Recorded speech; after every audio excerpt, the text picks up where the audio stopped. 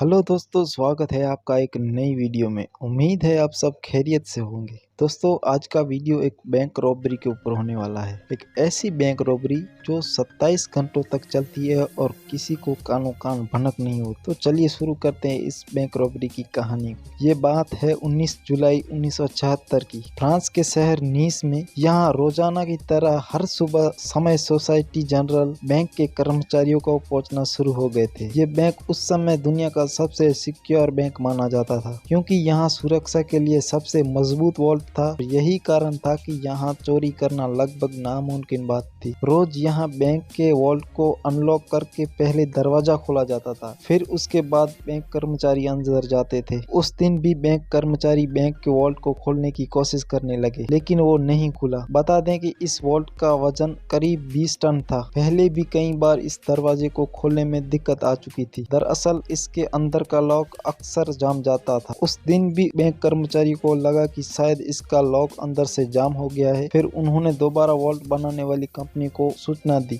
आधे ही घंटे के बाद एक्सपर्ट की टीम वहां पहुंच गई। उन्होंने इस दरवाजे को खोलने की कोशिश की, लेकिन हैरानी की बात यह थी कि उस बार भी वो दरवाजा नहीं खोल पाए। उन्होंने कई बार ऐसी कोशिश की, लेकिन सब नाकामयाब रहे। ग्राहकों की भीड़ लग गई थी। आखिरकार 3 घंटे बाद बैंक कर्मचारियों को कंपनी के एक्सपर्ट ने तय किया कि दरवाजे में ड्रिल से छेद किया जाए। आखिर वॉल्ट खुलने में दिक्कत कहाँ आ रही है, और वॉल्ट के दरवाजे पर किसी फोर्स की कोई निशान भी नहीं थे जिससे यह लग सके कि किसी ने ये खोला और चोरी की है। फिर हैवी ड्यूटी मशीन लाई गई। जब छेद करके दरवाजे के अंदर देखा गया तो सभी के होश उड़ गए। दरअसल वॉल्ट के दरवाजे को किसी ने वेल्ड करके अंदर से बंद कर दिया था। यह मंजर देखकर बैंक कर्मचारियों को हैरान होना तो लाजमी था, क्योंकि वॉल्ट के दरवाजे के अंदर जाने का बस एक ही रास्ता था। जहां से अंदर जा सकते थे वहीं से निकल सकते थे। इसके अलावा यहाँ कोई और रास्ता था नहीं, और ना ही कोई खिड़की थी। वॉल्ट को अनलॉक करके ही दरवाजा खुल सकता था। तो सवाल ये था कि आखिर इसके अंदर किसने वेल्ड करके बंद कर दिया था। फिर तय किया गया कि दीवार में बड़ा छेद करके अंदर जाया जाए, लेकिन ये दीवारें भी काफी मजबूत थी। इस दीवार में छेद कर पाना काफी कठिन और मुश्किल था। इस दीवार में लोहा और जाली लगी थी, जो इसको तोड़ पाना बहुत ही कठिन था। खैर, कई घंटों की मेहनत के बाद इसमें थोड़ा सा छेद कर लिया गया, जिससे इंसान आसानी से अंदर जा सके। कड़ी मेहनत के बाद जब एक हॉल किया गया तो अंदर जाने का रास्ता हो गया। जब अंदर मंजर देखा तो सभी के होश उड़ गए। बैंक में चोरी हो चुकी थी। कुछ लॉकर टूटे हुए थे तो कुछ खाली पड़े थे, और वहीं दूर दीवार पे कुछ लिखा हुआ था, जो कि फ्रेंच भाषा में थे। दीवार पर लिखा था saints arms saints hand at saints violence, जिसका मतलब है बिना हथियार के, बिना नफरत के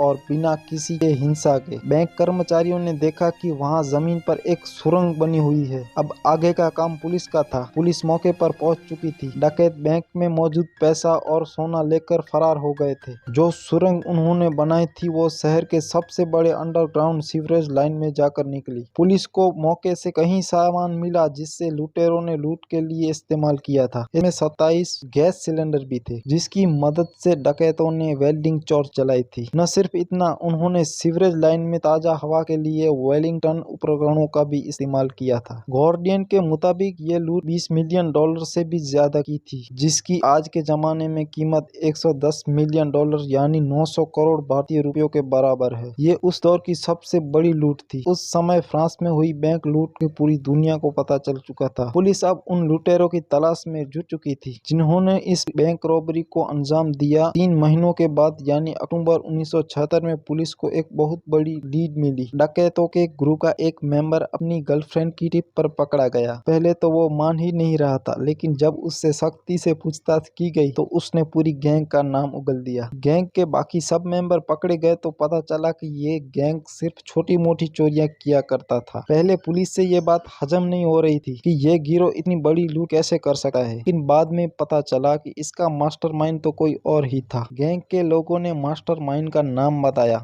जिसका नाम था अल्बर्ट पाइजियारी। अल्बर्ट एक फोटोग्राफर था। पुलिस ने जब उसे अरेस्ट किया तो उसने बिना किसी झिझक यह कबूल कर लिया कि बैंक रॉबरी का मास्टरमाइंड वही था। अल्बर्ट ने बताया कि बैंक में लॉकर लिया था, फिर बहाने से वहां जाकर सारी चीजों की फोटो खींच लिया करता था। उसने अपने ही लॉकर में एक अलार्म क्लॉक रखा, जिसका अलार्म रात के समय पर सेट कर दिया। जब अलार्म बजने से भी कोई अलर्ट नहीं हुआ और न ही कोई सिक्योरिटी अलार्म बजा, तो उसने कंफर्म हो गया कि वॉल्ट में कोई सिक्योरिटी सिस्टम नहीं लगा है। फिर ये इंजीनियर के बेस में सिटी गवर्नर के ऑफिस गया और वहां से शहर का नक्शा निकलवाया। इस मैप में सीवरेज लाइन का कहा गया और उसने देखा कि सीवरेज लाइन बैंक से कितना दूर है, इसका अंदाजा लगाया गया। फिर उसने कैलकुलेशन की तो पाया कि यह सीवरेज लाइन में 26 फीट का टनल बनाया जाए, सीधा बैंक के अंदर निकलेगी। इस काम के लिए बहुत ही मेहनत की जरूरत थी, लिहाजा अल्बर्ट ने इसके लिए शहर के गैंगस्टर से कांटेक्ट करना शुरू किया और उन्हें अपना प्लान बताया। उस गैंगस्टर ने अपने आदमियों को उस काम पर लगा दिया। टनल को खोदने के लिए 2 महीने का वक्त लग गया, क्योंकि यह काम बिना किसी मशीन के या बिना किसी औजार के किया जाता था और इस काम को रात में ही किया जाता था। फिर आखिरकार 18 जुलाई 1976 की रात वो वॉल्ट में फाइनली दाखिल हो गए। अगले 27 घंटों तक उन्होंने बड़े ही आराम से लूट की। वहां उन्होंने लंच भी किया और डिनर भी। फिर लूटपाट करके पूरी टनल से फरार हो गए। पुलिस ने अल्बर्ट के इस बयान से उसे कोर्ट में पेश किया। अल्बर्ट ने वहां भी अपना जुर्म कबूल कर लिया। उसे इसके लिए उम्र कैद की सजा सुनाई गई। कोर्ट में तब अल्बर्ट ने लूटी हुई रकम और सोना कहाँ रखा है, इसकी डिटेल एक कोड वर्क के जरिए कागज में लिखकर जज को दी।